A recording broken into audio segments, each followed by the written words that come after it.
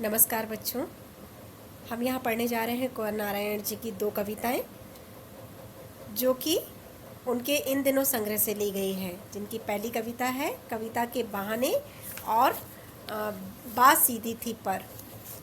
तो आइए हम पढ़ेंगे पहली कविता के बहाने। कविता के बहाने एक याद कविता है जो चिड़िया फूल से लेकर बच्चे तक की है।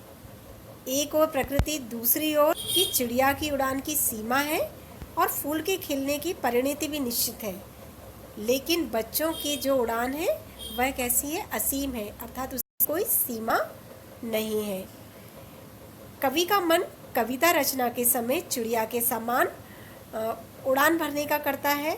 वह अपनी कल्पनाओं के द्वारा चिड़िया की तरह उड़ना चाहता है। तो आइए हम समझते हैं कविता के बहाने। कविता एक उड़ान है चिड़िया के बहाने। कविता की उड़ान भला चिड़िया क्या जाने। घर उस घर कविता के पंख लगा उड़ने के मायने चिड़िया क्या जाने। कवि के अनुसार कविता की रचना के समय एक कवि का जो मन है वह चिड़िया लग जाता है। यहाँ कवि कहता है कि उसका जो मन है वह चिड़िया के समान उड़ान भरने लग जाता है। कविता भी उसके मन की एक उड़ान ही है। जो कविता वह लिख रहा है वह भी क्या है? उसके मन की एक उड़ान है। किंतु इन दोनों में अंतर है। चिड़िया उस कवि के द्वारा कविता की कल्पना की उड़ान को नहीं समझ पाती।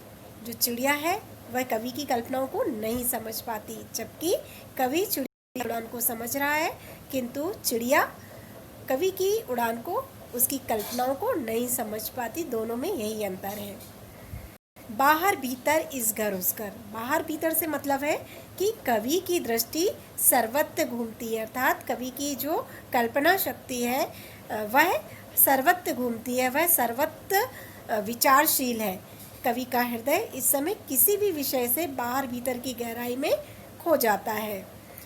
बाहर भीतर इस घर उस घर कविता के पंख लगा उड़ने के मायने चिड़िया क्या जाने। यानी कवि का हृदय इस समय किसी भी विषय पर बाहर भीतर और गहराई में खो जाता है। उसका प्रत्येक घर अर्थात स्थान स्थान पर पहुंच जाता है। उसका मन इस प्रकार हो जाता है जैसे वह चिड़िया के पंख लगाकर उड़ना चाहता है। किंतु इन दोनों में अंतर यह है कि चिड़िया इस कवि के हृदय को नहीं जान पाती। कवि फिर ये बात कहता है कि इन दोनों में यही अंतर है कि जो चिड़िया है वह कवि के हृदय को नहीं समझ पाती। कविता एक चिड़िया है। कविता एक खिलना है फूलों के। कविता का खिलना वाला फूल क्या जाने। बाहर भीतर इस घर उस घर न मुरझाए महकने के मायने फूल क्या जाने। कविता एक खेल है बच्चों के बहाने। बाहर भीतर यह घर वह घर, सब घर एक कर देने के मायने बच्चा ही जाने। यहाँ कवि के अनुसार कविता की रचना करते समय कवि का मन फूलों की भांति कैसा हो जाता है? प्रफुल्लित हो जाता है, यानी खुश हो जाता है। कविता जब कवि करता है तो उसका मन फूलों की तरह खिलता है। खिलने का मतलब है यहाँ पर खुश होना, प्रफुल्लित होना। किंतु उसका रसास्वादन केवल कवि ही ले सकता है। लेकिन केवल उसे कौन समझ सकता है? केवल उसके रस का स्वाद ले सकता है, केवल कवि ही ले सकता है। कवि अपनी कविता के माध्यम से अपने विचारों की अभिव्यक्ति करता है। उसके भावों को फूल नहीं समझ पाते। यहाँ कवि कहता है कि कविता एक खिलना है फूलों के बहाने। कविता का खिलना वाला फूल क्या जाने। यहाँ कवि कह रहा है कि वह अपने विचारों की अभिव्यक्ति करता है, उसके भावों को फूल नहीं समझ सकते। कविता के माध्यम से वह अपने विचारों की अभिव्यक्ति करता है, लेकिन ये बात फूल नहीं समझ सकते। उसका मन फूलों की भांति कैसा हो जाता है? प्रफुल्लित हो जाता है। खिलने का अर्थ है यहाँ पर प्रफुल्लित होना, खुश होना। यानी कविता एक खिलना है फूलों के माने। कविता की रचना करने समय कवि का मन भी फूलों की भांति कैसा हो जाता है? प्रफुल्लित हो जाता है, खिल जाता है। लेकिन कविता का खिलना वाला फूल क्या जाने। कवि फिर कहता है कि यहाँ पर कविता के माध्यम से अपने विचारों की अभिव्यक्ति कभी कर रहा है, लेकिन यह उसके ये भाव फूल नहीं समझ सकते। बाहर भीतर इस घर उस घर, बिना मुरझाए महकने के मायने फूल क्या जाने। अंत में कवि फिर स्पष्ट करना चाहता है कि कवि का मन कविता लिखते समय बच्चों के समान हो जाता है। अर्थात बाहर भीतर इस घर उस घर के मायने फूल क्या जाने, यानी कविता की रचना करते समय कवि का मन हर जगह विचरण करने लगता है। हर बाहर भीतर यानी सर्वत्र, बार बार कवि यही बात कह रहा है कि बाहर भीतर इस घर उस घर। अर्थात कविता की रचना के समय कवि का जो मन है वह हर जगह विचरण करने लग जाता है। किसी भी व्यक्ति को सुख का अनुभव तभी हो पाता है जब वह दुखों को भोग कर देखता है। यहाँ कवि ये बोल रहा है कि किसी भी व्यक्ति को दुखों को भोग कर, सुख का अनुभव जब ही होता है, जीवन में जब सुख होते हैं तभी हमें दुख भी महसूस होते हैं।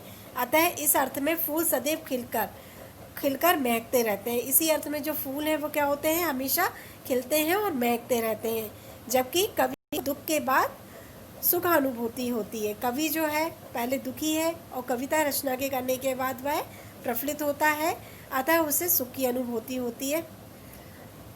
लेकिन फूल कवि के समान अनुभूति नहीं कर पाते, क्योंकि फूल पहले खिलते हैं यानी प्रफुल्लित होते हैं, बाद में जब उन्हें तोड़ लिया जाता है तो वो क्या होते हैं, दुखी होते हैं।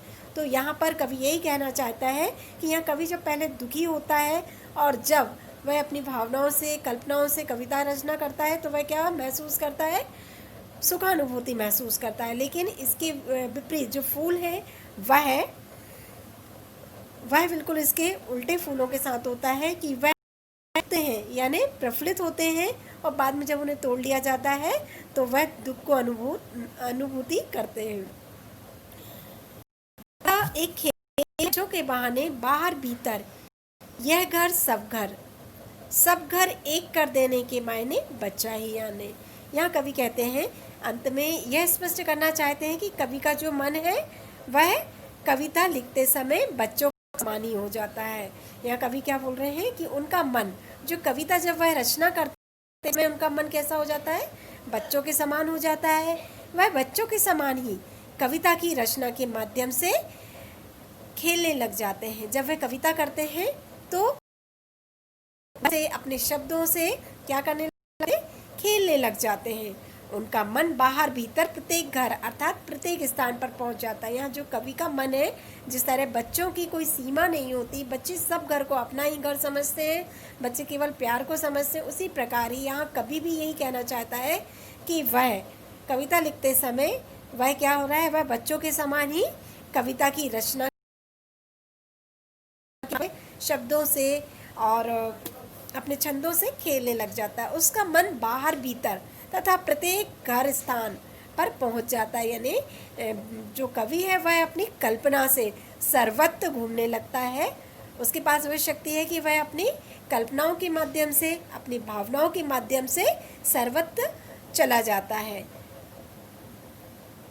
जब यह बच्चा सभी घरों को एक समान ही समझता है, जो बच्चा होता है वह सब एक जैसा समझता है सबको, उसके लिए अपने और पराये में कोई अंतर नहीं होता। उसी प्रकार यहाँ कवि क्या चाहता है कि बाल मन भी अपने पराये की भावना से ऊपर उठकर सभी को समान समझने लगता है। उसी प्रकार कवि का मन भी सभी को क्या समझ रहा है, वह निष्पक्ष, कवि भी यहाँ कविता लिखते समय निष्पक्ष हो जाता है और उसका मन भी सभी को अपना समझने लगता है। तो बच्चों, आपको ये कविता समझ में आ गई होगी। हम इस कविता के